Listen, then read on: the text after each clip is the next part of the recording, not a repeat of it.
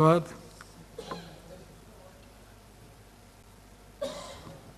श्री हनुमान बेनीवाल जी।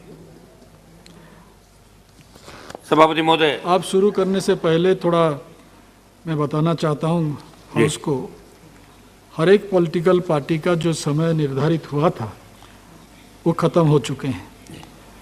बाकी जो इंडिपेंडेंट है उनके लिए 5-5 मिनट ऐसे ही दिया जाता है। फिर भी कई मेंबर बोलने के लिए चाहते हैं तो ऑनरेबल स्पीकर ने सबको 5-5 मिनट में अपनी वक्तव्य रखने के लिए कहा है। तो इस हिसाब से आज ये डिस्कशन हम समाप्त करेंगे।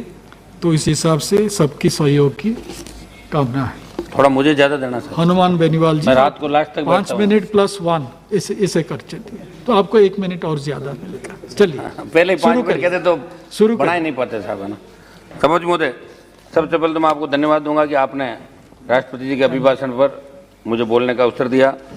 सभापति महोदय, सरकार अभिभाषण किसी भी सरकार के विजन का आईना होता है। सरकार की रीति नीति कार्यों को लेकर अभिभाषण जो बातें कही जाती है उससे हमारे देश की लोकतांत्रिक व्यवस्था में शासन के विजन को समझने में, सरकार के कार्यों को मानने में आसानी होती।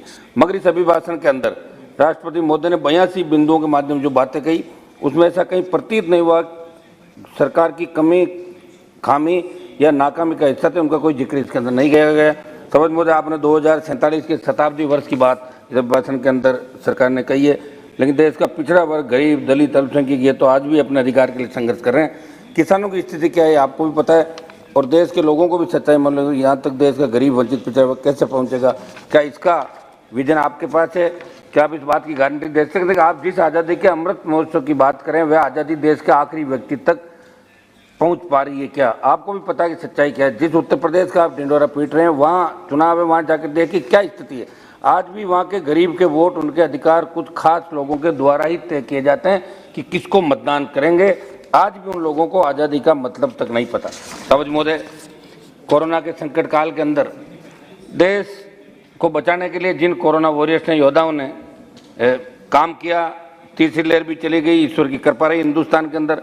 बड़ा बलिदान देने के बाद भी हम अभी सेफ साइड के अंदर हैं। मैं उन कोरोना योद्धाओं को धन्यवाद देता हूँ। साथ ही इस जंग में जो दिवंगत हो चुके हैं उन नागरिकों को, भाइयों को श्रद्धांजलि अर्पित करता हूँ।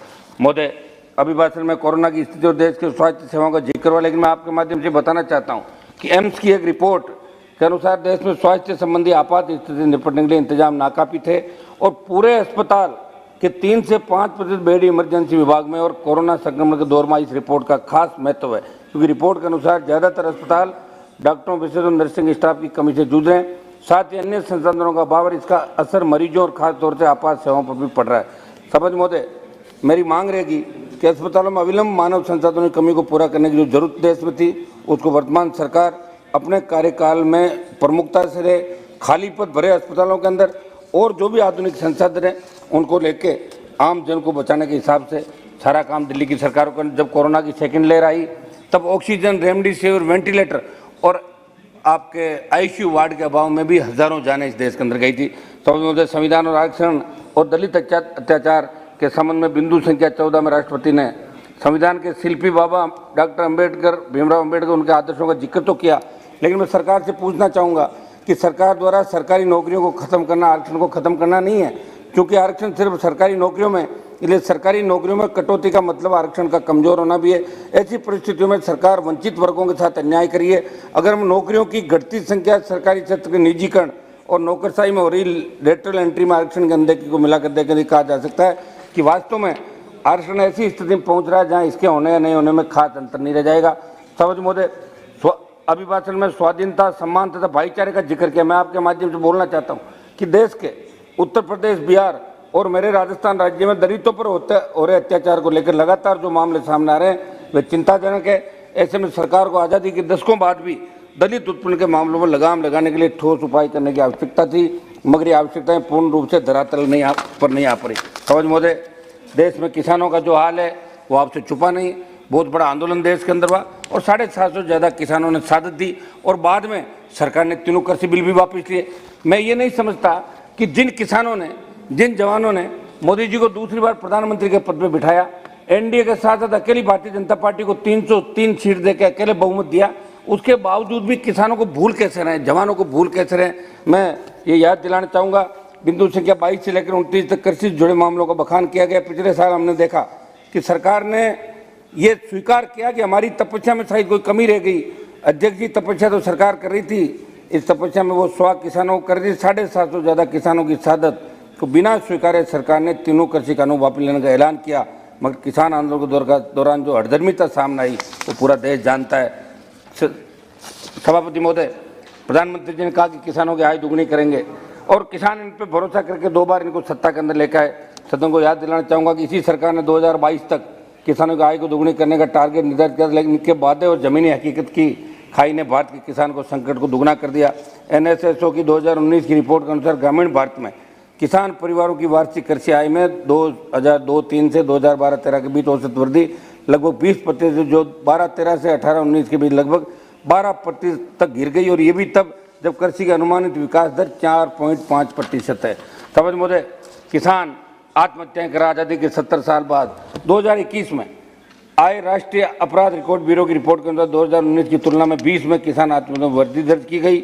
PM किसान योजना को लेकर कई बार किया गया। मैं सदन को बताना चाहता हूं कि देश में कृषि क्षेत्र के श्रमिकों की आत्महत्याओं में भी 18% भारी वृद्धि देखी गई, जिन्हें PM किसान जैसी योजना को लाभ से बाहर रखा गया।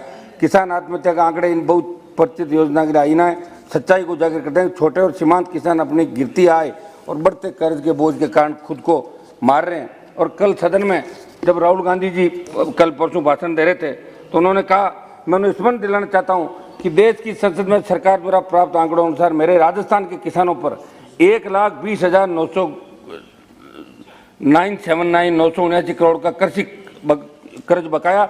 और राजस्थान में राहुल गांधी जी 2018 के चुनाव में जब गए तो कहा कि 10 दिन में संपूर्ण कर्जा माफ करेंगे। कांग्रेस की सरकार भी बन गई और 10 दिनों की कर्ज माफी की बात छोड़ो, भी पिछले दिनों किसानों की जमीनें कुर्क करने के लिए वहां इनकी टीमें पहुंच गई थी और आनंद फान में इनको अपने आदेश वापस लेने पड़े। वो 10 दिन आज तक पूरे नहीं हुए। सभापति महोदय, वर्ष 2021 में DAP की कीमतों में 58% की बढ़ोतरी की गई। ट्रैक्टरों पर GST 12% है, प्लास्टिक पाइपों पर GST 18%, कृषि उपकरणों पर GST 12 से 18 के साथ उच्च स्तर पर है। इतना टैक्स कृषि आय को दिन प्रतिदिन कम किया जा रहा है। गिरती आय और बढ़ती लागत के दौर में गांव देहात के गरीब किसान अपना जीवन यापन कैसे करेगा, ये सोचने का विषय है।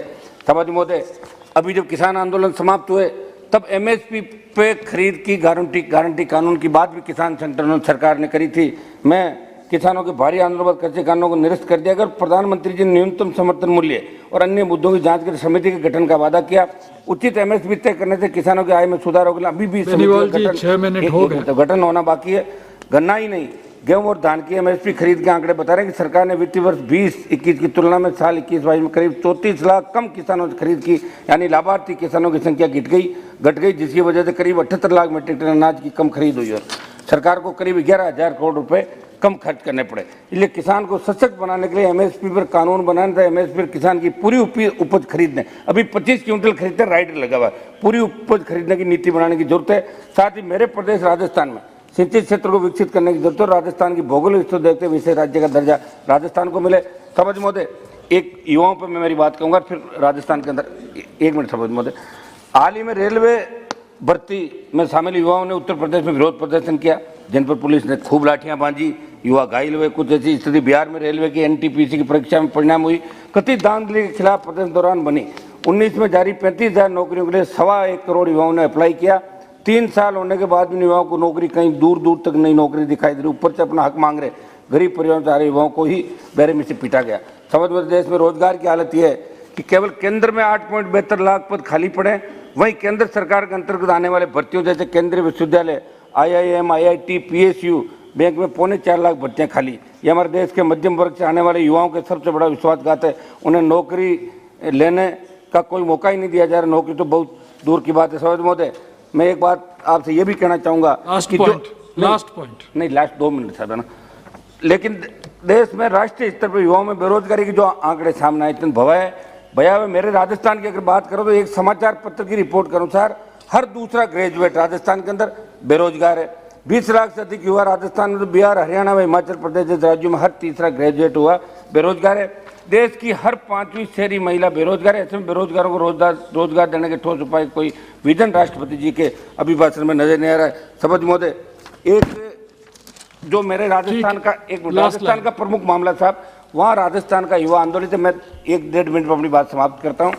राजस्थान के अंदर भर्तियों में बड़ी धांधली, राजस्थान प्रांत के अंदर हर पेपर आउट हो रहा है और कल भी ये मामला यहाँ उठा था। लगातार आउट हो रहे पेपर से बेरोजगारों में व्याप्त आक्रोश में बेरोजगारों के भविष्य के साथ हो रहे खिलवाड़ को लेकर सरकार का ध्यान आकर्षित करना चाहूंगा। राजस्थान की रीट 2021 भर्ती हुई और एक संगठित गिरोह ने राजस्थान की सरकार के जिम्मेदारों के संरक्षण में पेपर आउट किया। दुर्भाग्य इस बात का है कि माध्यमिक शिक्षा बोर्ड अजमेर के जिन जिम्मेदारों की भूमिका परीक्षा को करवाने की थी, उन्हीं जिम्मेदारों ने पेपर आउट करवाया। समझ मोदे, राजस्थान रीट के मामले में पेपर आउट होने के बाद बोली लगी 5 करोड़ तक पेपर बिका, जिसने जितनी ज्यादा रकम लगाई उसको पेपर पहुंचा। आरबीएसई द्वारा शिक्षा संकुल में गैर सरकारी व्यक्ति को पेपर की निगरानी के लिए नियुक्त कर देना और राजस्थान की जांच एजेंसी एसओजी द्वारा यह स्वीकार करना कि शिक्षा संकुल से पेपर आउट, एक मिनट, पेपर शिक्षा संकुल से आउट, और इंगित करता है कि राजस्थान सरकार में बैठे मंत्रियों, अधिकारियों एंड सीएमओ की सह के बिना संभव नहीं था। इस पूरे मामले में एक बात ये सामने आई समझ महोदय कि राजस्थान में कांग्रेस की सरकार, जिन्हें राजस्थान में रीट परीक्षा में अहम जिम्मेदारी मिली, वो कांग्रेस की राजीव गांधी स्टडी सर्कल संस्था में सदस्य और पदाधिकारी हैं, जिनके संरक्षण से संरक्षक राजस्थान के मुख्यमंत्री अशोक गहलोत और नेशनल कोऑर्डिनेटर मंत्री सुभाष गर्ग, माध्यमिक शिक्षा बोर्ड के बर्खास्त अध्यक्ष डीपी जारोली, सदैव रीट जयपुर कोऑर्डिनेटर प्रदीप आदे मिनट में समाप्त कर रहा हूँ, आधा मिनट साहब, आप बैठते हो तो हमें लगता है थोड़ा सा सारा चीज आ गया है, लास्ट लाइन बोल दीजिए। आधा मिनट साहब, है ना। जयपुर कोऑर्डिनेटर प्रदीप पाराशर संस्था के जयपुर रीजन कोऑर्डिनेटर है। एसओजी राजस्थान सरकार की एजेंसी इस पर्दे के पीछे जो असली मगरमच्छ उन्हें वो नहीं पकड़ पाएगी, क्योंकि पेपर जब आउट हुआ तब राजस्थान सरकार के जिम्मेदार दावा कर रहे थे कि पेपर आउट हुआ ही नहीं, इसलिए मामले में सीबीआई जांच जरूरी है। चूंकि पेपर एक संगठित गिरोह ने बड़ी रकम लेकर कई लोगों को बेचा, इससे साफ जाहिर है कि मेहनत करने वाले व्यक्तियों के साथ बहुत बड़ा धोखा हुआ है। समझ महोदय, मैं मांग करता हूं कि दिल्ली की सरकार इसके अंदर इंटरफेयर करे, इस रीट को रद्द करे, इसकी सीबीआई जांच करे और जारोली को बर्खास्त करने से नहीं होगा, धन्यवाद, गिरफ्तार करे। मेरी बात समाप्त कर दो, पूरी बात समाप्त करने दे। 10 साल पहले आरटेट के पेपर जिस फर्म से छपवाए गए थे उसी फर्म से इस बार भी छपवाए गए और गड़बड़ी उस समय भी हुई, उसका बावजूद एजेंसी को फिर से प्रिंट का जिम्मा दे दिया गया। फिर राजस्थान के किस अधिकारी ने उस फर्म को ये काम दिलवाया, ये जांच का विषय, क्योंकि वित्तीय घोटाला भी इस पूरे मामले में हुआ है। इस फर्म को 130 करोड़ रुपए का आसपास की राशि का भुगतान किया गया। समझ में 11 मिनट हो गया, इसी प्रकार आखिरी सारी चीज आ गया, मैं बोल देता हूँ, लास्ट मेरा पूरा आ गया, पूरा करूंगा। इस प्रकार वर्तमान राजस्थान सरकार कार्यकाल में 5 बड़ी भर्ती परीक्षाएं हुई, 5 परीक्षाओं के पेपर आउट हुए। तमाम कोशिशों के बावजूद नकल गिरोह पर शिकंजा जो बहुत बड़ी, 1 मिनट साहब, मेरी पूरी बात तो करना था, पूरी बात मेरा, पूरी बात आ गई है, आधे मिनट में समाप्त कर रहा हूँ। I am calling the next speaker. आधा मिनट साहब, आधा मिनट बस आधे मिनट में मैं बोल दूंगा साहब। बहुत बड़ी चिंता का विषय राजस्थान एसआई भर्ती परीक्षा, नीट 2021, जैन भर्ती परीक्षा 21, पुस्तकालय अध्यक्ष ग्रेड 3 परीक्षा के बाद आपने कल देखा 1 मिनट में क्या हुआ, रीट का आधा मिनट मांग रहे हैं, आधा मिनट का तो कल 1 मिनट में क्या हुआ आपको जानकारी है? मैं वो नहीं हूँ सर, मैं तो आपकी बात मान के बैठ जाऊंगा, बस आप बैठे हो तो आधा मिनट हमें नहीं और मिल जाए, हो गया ना। मैं समाप्त कर रहा हूँ सब। एक लास्ट वर्ड मेरा, इस बात का संकेत है कि सरकारी संस्थान में बड़ा खेल राजस्थान में खेला जा रहा है। राजस्थान सरकार, राजस्थान कर्मचारी चयन बोर्ड और लोक सेवा आयोग प्रतियोगी परीक्षाओं के आयोजन से लेकर परिणाम तक भ्रष्टाचार से छूते नहीं रहे और आरपीएससी का जेल तक जा चुके हैं। और न केवल निवर्तमान राजस्थान के शासनकाल में बल्कि इसके पूर्व की सरकार के समय भर्तियों में जमकर धांधली हुई, मगर कोई ठोस कदम नहीं उठाए। मैं चाहता हूं कि ठोस कानून इन नकल गिरोह के खिलाफ बने और ऐसे मामलों में भर्तियां रद्द हो और सीबीआई जांच, और आप संसदीय समिति अध्यक्ष महोदय, 1 मिनट लास्ट, समझ में लास्ट बात कह रहा हूं मेरी, एक बार मैं चाहता हूं कि आप सीबीआई जांच राजस्थान की सरकार देती, वो नहीं देगी क्योंकि उनका पूरा ग्रुप, मंत्री, आईएएस, सीएमओ सारा इन्वॉल्व है। हम चाहते हैं कि आप दिल्ली की टीम भेज के गवर्नर से रिपोर्ट मंगाए, संसदीय समिति जाए और सारी भर्तियां जिन जिन के पेपर आउट हुए उनको रद्द करा के नौजवानों को नए सिरे से रोजगार दे। ये मैं आपसे आश्वासन चाहता हूं। सब मोदी, आपने बोलने का अवसर दिया, बहुत बहुत धन्यवाद। एक व्यतिक्रम है, मैं हाउस का सेंस लेना चाहता हूं। हमारे एक member, honourable member was not present when private member bill was being introduced. If the house allows, I'll call him and subsequently we will go into the